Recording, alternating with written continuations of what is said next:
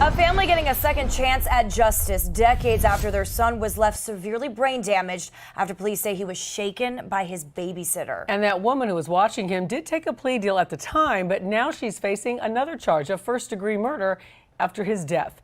Local 10's Leanne Morahone has reaction from a former neighbor. That babysitter used to live here back in 1984. It's where she was caring for the victim at the time of that shaking incident. At the time, she was arrested for attempted murder, and that baby would end up surviving, although severely injured, until the age of 35. He just recently died, but now that that's happened and the medical examiner ruled it a homicide, that babysitter is facing charges all over again.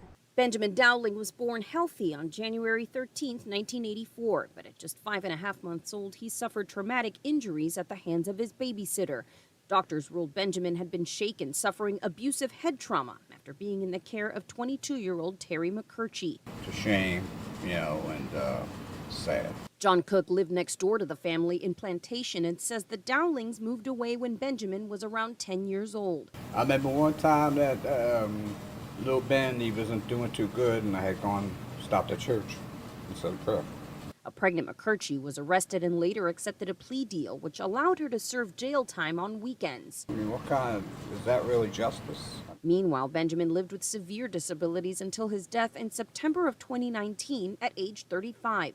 The medical examiner ruled the cause of his death a result of head trauma and the manner of death a homicide. Now McCurchie is back under arrest facing murder charges.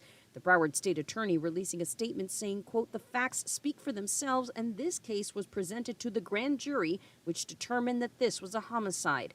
The Dowling family declined interviews, instead releasing a statement which read in part, quote, "We cherish our time with and memories of Benjamin, and we continue to support him through our belief that there should be justice for Benjamin." I still see him in the chair as a little child.